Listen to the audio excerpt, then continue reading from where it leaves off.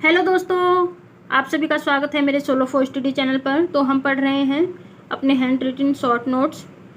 तो ये जो मैंने शॉर्ट नोट्स बनाए हैं ये यूपी पीसीएस आरओ जितने भी पीवाईक्यू हुए हैं, मतलब जितने भी पेपर हुए हैं प्रीवियस ईयर, मैंने उन सबको वन लाइन में लिखा हुआ है जो कि काफ़ी यूजफुल है। तो आइए शुरू करते हैं।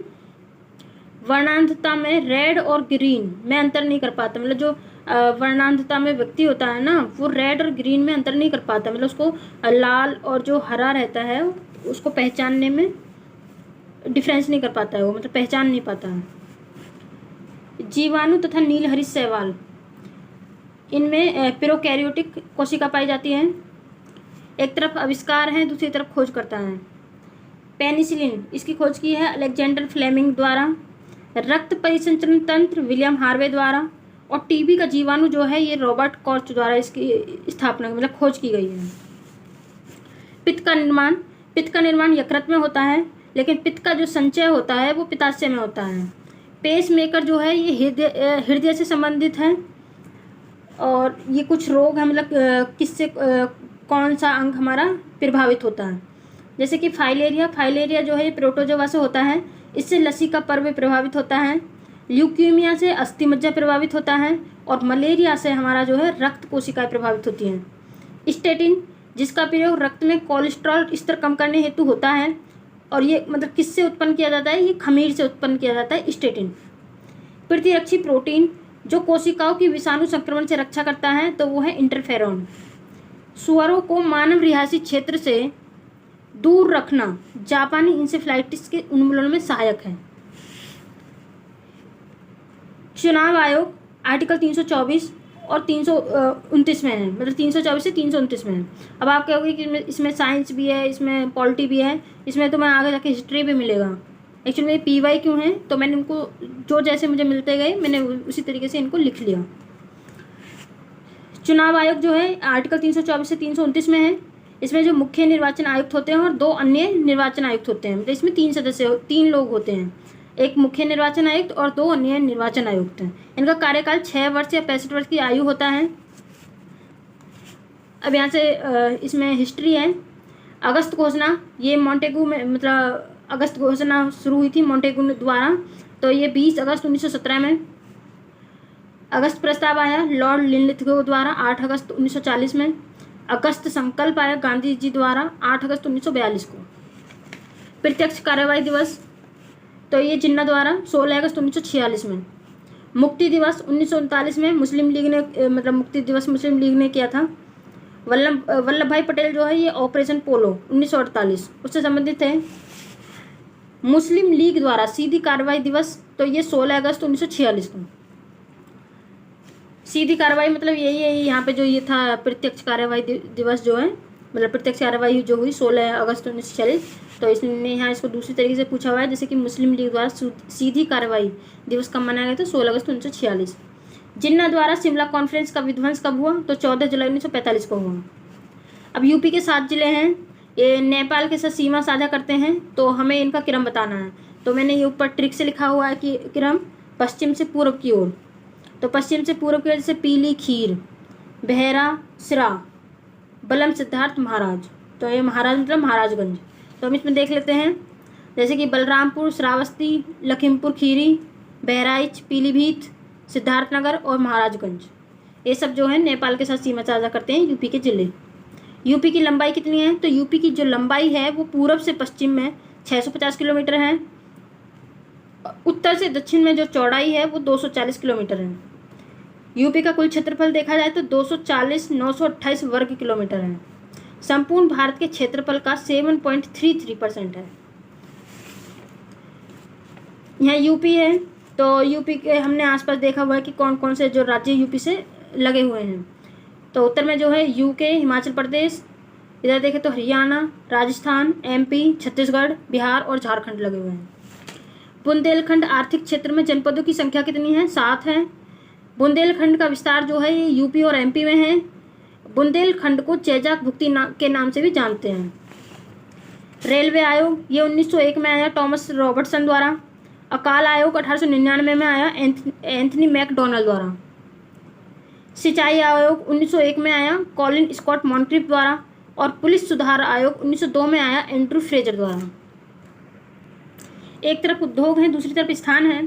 तो कागज उद्योग जो है टीटागढ़ में है, सीमेंट उद्योग जो है लखेरी में है, और लोहा व इस्पात उद्योग जो है भिलाई में है। खनिज तेल शोधनशाला ये अम्बाला मुकुल में है। दूसरी तरफ भी वही है, एक तरफ उद्योग है, दूसरी तरफ उनके केंद्र है। जैसे कि तांबा उद्योग जो मलाजखंड में होता है। जस्ता जो है टुंडू इसका केंद्र है। जूट उद्योग का जो केंद्र है वो भाटपाड़ा है, और एल्युमिनियम का है जेके नगर। भूमध्य सागर से ध्रुव की ओर, मतलब भूमध्य सागर से ध्रुव की ओर जो हवा चलती है वो गर्म होती है, लेकिन जो ध्रुव से भूमध्य सागर की ओर आती है वो ठंडी हवा होती है। तो हिंद महासागर में जो है ठंडी हवाएं कौन सी हैं? तो हिंद महासागर में है पश्चिमी ऑस्ट्रेलिया जलधारा। गर्म जलधारा कौन सी है हिंद महासागर में? तो अगुलहास और मोजाम्बिक। अटलांटिक महासागर में जो है ठंडी कौन सी है? तो लेब्राडोर और कनारी। और गर्म जो है यह है गल्फ स्ट्रीम जलधारा। उत्तर अटलांटिक प्रवाह जो है इरमिंजन, रेनिन और कनारी से होकर जाता है। उत्तर अटलांटिक प्रवाह, इसमें यहाँ पे ये इरमिंजिर, रेनिन और कनारी ये हवाएं यहाँ चलती हैं। अब दक्षिणी अटलांटिक बोल रहे हैं, मतलब यहाँ उत्तरी अटलांटिक की देखी थी हमने ऊपर, ये दक्षिणी अटलांटिक है।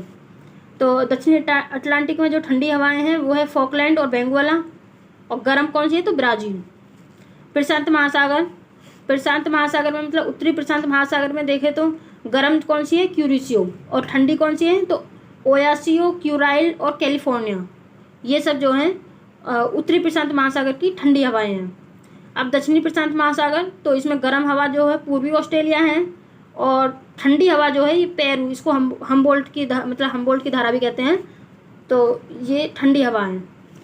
नोट है, विश्व की सबसे तेज बहने वाली धारा जो है ये है गल्फ स्ट्रीम धारा। जापान की काली धारी जो है तो ये है क्यूरिसियो जलधारा। यहाँ गहरा नीला रंग होने के कारण इसे मतलब क्यूरिसियो जलधारा कहते हैं।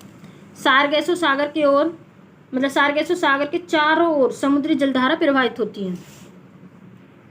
एक तरफ कोयला खान है, दूसरी तरफ उनके राज्य हैं, मतलब कहाँ वो स्थित हैं।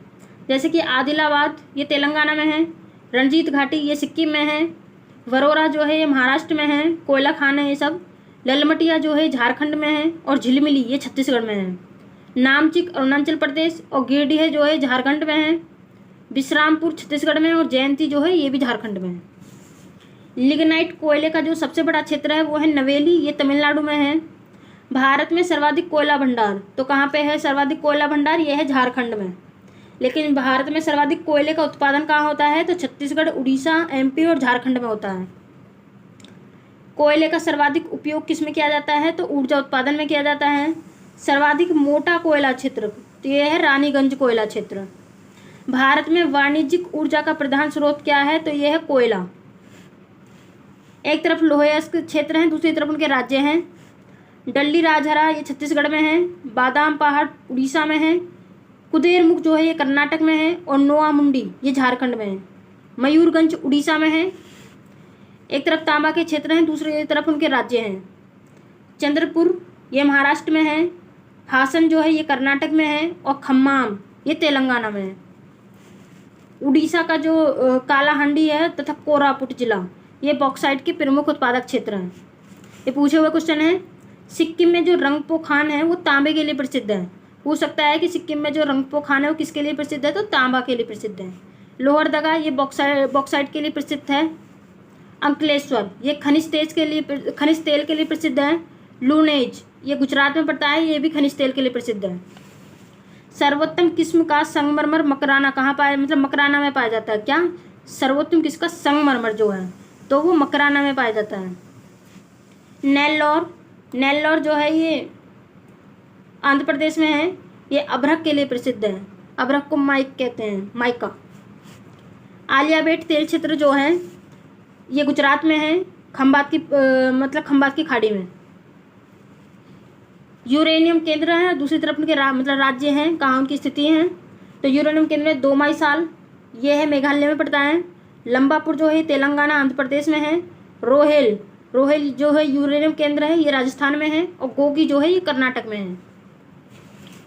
नवीकरणीय ऊर्जा संसाधन कौन से होते हैं? तो सौर ऊर्जा, पवन ऊर्जा, ज्वारीय ऊर्जा, भूतापीय ऊर्जा और बायोमास ऊर्जा, ये सब नवीकरणीय ऊर्जा संसाधन है।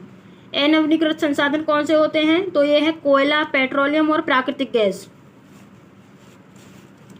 नूनमाती तेल शोधक कारखाना कहाँ है? तो ये असम में है। नवग्राम तेल क्षेत्र गुजरात में।